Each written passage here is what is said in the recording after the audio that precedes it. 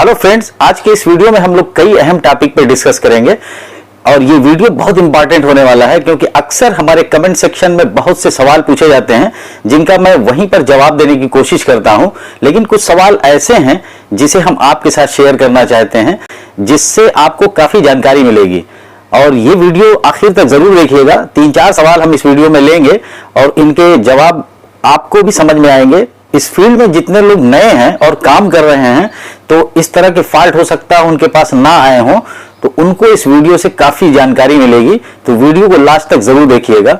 हमारे वीडियोस के comment section में जो सवाल आते हैं उनमें से एक गेम जोन करके हमारे सब्सक्राइबर हैं और उनका ये सवाल है कि उनकी सैमसंग की डबल डोर रेफ्रिजरेटर है और उनका ये कहना है कि उसमें न्यूट्रल सप्लाई ब्रेक है, यानी न्यूट्रल सप्लाई नहीं जा रही है, जिसकी वजह से उनको ये लगता है कि कहीं इस तरह का प्रॉब्लम है जो उनके समझ में नहीं आ रहा है और इस प्रॉब्लम की वजह से कंप्रेसर और फैन भी ऑन नहीं हो रहा है।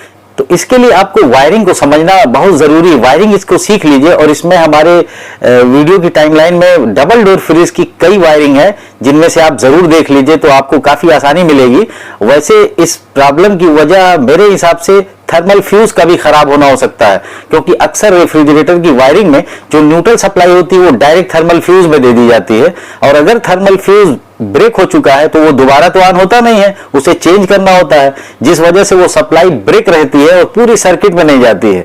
तो सबसे पहले तो आप थर्मल फ्यूज को चेक कर लीजिए और वायरिंग की एक एक वायर की कंटिन्यूटी को चेक करिए। बहुत ही आसानी से इसका प्रॉब्लम आपको समझ में आ जाएगा, घबराया नहीं जाता। एक हमारे और भी सब्सक्राइबर हैं शहादत हुसैन साहब, इनका एक सवाल है कि इनकी एलजी की रेफ्रिजरेटर है जिसमें R600A गैस चार्ज किया इन्होंने। इनका ये कहना है कि इसका जो स्टैंडिंग प्रेशर है वो 20 से ज्यादा नहीं हो रहा और इन्होंने इवापोरेटर को, कैपिलरी ट्यूब को, फिल्टर वगैरह सब चेंज कर रखा है।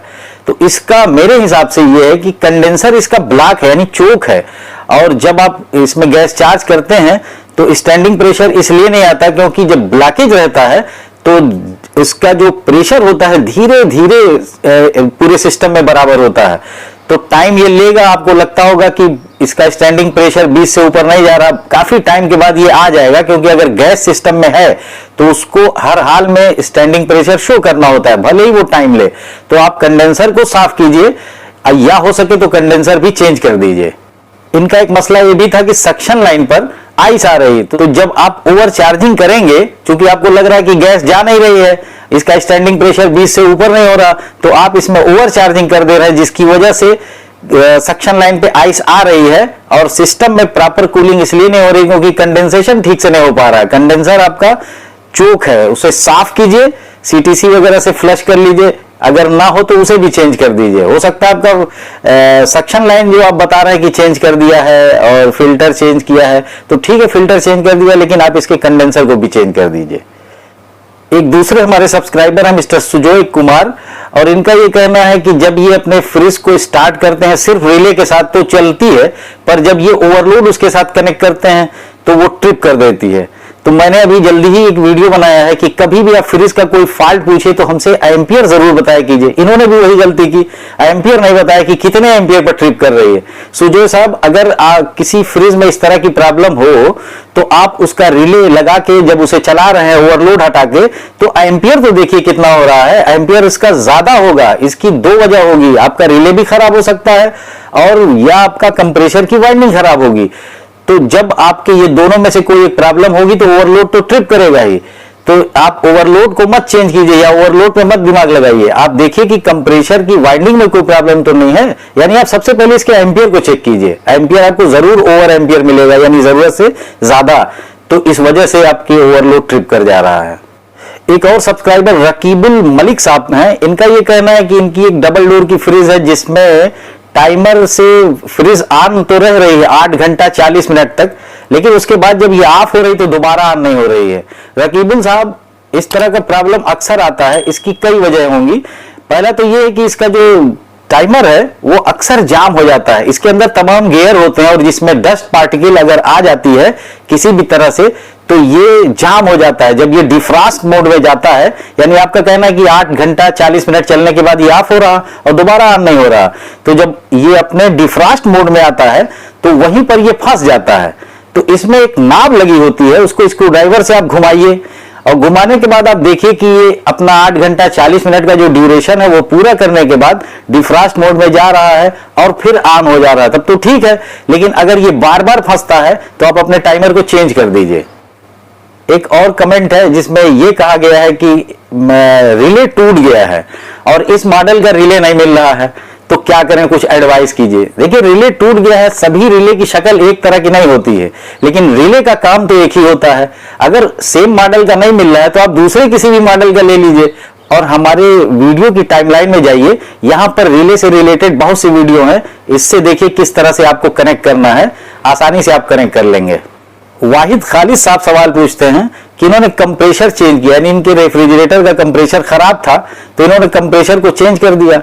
अब मसला ये आ रहा है कि फ्रीजर में, आधे फ्रीजर में तो आइस आ रही है पर आधे फ्रीजर में आइस नहीं है। ये बड़ा सिंपल सा मामला है। जब आपने कंप्रेशर चेंज किया तो जाहिर है कंप्रेशर खराब था, हो सकता है वो ऑयल भी उठाता रहा हो, तो ये जो ऑयल है वो चैम्बर में जाके इकट्ठा हुआ है, आपने उसको अच्छी तरह से फ्लश नहीं किया। सबसे पहले आपको इसे फ्लश करना चाहिए था, फिर कंप्रेशर चेंज करके और गैस डालते, तो जब आप इसको फ्लश कर लेते तो ऑयल बाहर आ जाता है। ये ऑयल की वजह से नीचे की तरफ जब ऑयल चोक होता है तो कूलिंग नहीं होती है, क्योंकि ऑयल इंसुलेटर होता है हीट का, तो जो रेफ्रिजरेंट की कूलिंग इफेक्ट है वो बाहर नहीं आ पा रही है, जबकि ऊपर के हिस्से में ऑयल नहीं होगा तो वहां पर कूलिंग शो हो रही है, यानी आइस आ रही है। तो सबसे पहले आप अपने फ्रीजर को बढ़िया से फ्लश कीजिए, उसके बाद फिर गैस चार्ज कीजिए, उम्मीद है ठीक हो जाएगा। कुलदीप सिंह गुप्ता जी हैं, इनका ये सवाल है कि इनके फ्रिज के कंप्रेसर में जो 3 टर्मिनल होते हैं उसकी एक पिन गल गई है। तो कुलदीप साहब, अगर वो टर्मिनल गल गई है, इस तरह से गल गई कि अब उसमें कुछ बचा ही नहीं है, तब तो आप उसका कोई इलाज नहीं कर सकते, कंप्रेसर चेंज करना है। लेकिन अगर उसमें कुछ दम है तो आप वहां कनेक्टर लगा सकते हैं, और कनेक्टर अक्सर एयर कंडीशनर के कंप्रेसर में लगाया जाता है, पर आप रेफ्रिजरेटर के कंप्रेसर में भी लगा सकते हैं। यहां आपको एक जुगाड़ करना पड़ेगा कि रिले थोड़ा सा दूर कीजिएगा। रिले से जो वायर, यानी रिले हम जब टर्मिनल में कनेक्ट करते हैं तो अब रिले डायरेक्ट नहीं कनेक्ट होगा, बल्कि वायर के थ्रू कनेक्ट कर लीजिए। आप स्टार्ट और रन टर्मिनल में वायर के थ्रू रिले से कनेक्ट कर लीजिए, एक कॉन्टेक्टर लगा लीजिए, उम्मीद है ये मसला सॉल्व हो जाएगा। कॉन्टेक्टर किस तरह से लगाना, हमारा ये वीडियो देख लीजिएगा। रवि कुमार है, इनका एक सवाल बड़ा अच्छा है, जेन्युइन है, अक्सर सभी के साथ आता है और न्यू टेक्नीशियन इसको समझ नहीं पाते हैं। इनका ये कहना है कि जब ये हीटर का, यानी फ्रिज के हीटर का कंटिन्यूटी चेक करते हैं तो मल्टीमीटर से कंटिन्यूटी इसमें शो करती है। इनका ये कहना है कि कंटिन्यूटी नहीं बताती है, वैल्यू बताती है, यानी कुछ रीडिंग आती है। तो रवि साहब, या आप सभी जानिए कि जब ज्यादा रेजिस्टेंस की कोई चीज हम चेक करते हैं अपने क्लैंप मीटर से, तो यहां पर अगर रेजिस्टेंस ज्यादा होता है तो वो वैल्यू ही शो करेगा, वहां बीप साउंड नहीं आती। जब रेजिस्टेंस कम होता है तो वो सीधा कंटिन्यूटी बताता है और बीप साउंड आती है, तो आपको लगता है कि ये कंटिन्यूटी बता रहा है। और जब वैल्यू शो करता है तो आपको लगता है ये कंटिन्यूटी नहीं बता रहा। तो वैल्यू का मतलब कंटिन्यूटी भी है, तभी तो वो वैल्यू शो कर रहा है। तो जब भी किसी हाई रेजिस्टेंस वाली चीज को आप चेक करेंगे, जैसे हीटर को चेक करेंगे, तो वो वैल्यू ही शो करेगा। और इनका एक ये भी सवाल था कि टर्मिनल में कॉमन और स्टार्ट में जब चेक करते हैं तो बीप साउंड आती है, इसी तरह से कॉमन और रन में जब चेक करते हैं तो बीप साउंड आती है, लेकिन रन और स्टार्ट में बीप साउंड नहीं आती, बल्कि वैल्यू शो करता है। तो रन और स्टार्ट के बीच चूंकि दोनों वाइंडिंग कनेक्ट हो जाती है, वैल्यू इसकी बहुत ज्यादा हो जाती है, रेजिस्टेंस ज्यादा हो जाता है, तो इस वजह से यहां पर बीप साउंड नहीं मिलती होगी और यहां वैल्यू शो कर रहा होगा। तो जब भी आप ध्यान रखें कि जब रेजिस्टेंस ज्यादा होगा तो अपना मल्टीमीटर या क्लैम्पमीटर वैल्यू ही शो करेगा, ना कि बीप साउंड आएगी, और जब कम रेजिस्टेंस होता है तो बीप साउंड आती है। तो आज के इस वीडियो में कुछ हमने इंपॉर्टेंट सवाल उठाए थे, उम्मीद है इससे आपको बहुत कुछ सीखने को मिलेगा। वीडियो पसंद आया तो इसे लाइक और शेयर जरूर कीजिएगा। चैनल अभी तक सब्सक्राइब ना किया तो जरूर कर लीजिए और ऑल नोटिफिकेशन बेल को भी प्रेस कर लीजिए, जिससे इस तरह की मेरी नॉलेजेबल वीडियो सबसे पहले आप तक पहुंचे। Thanks for watching.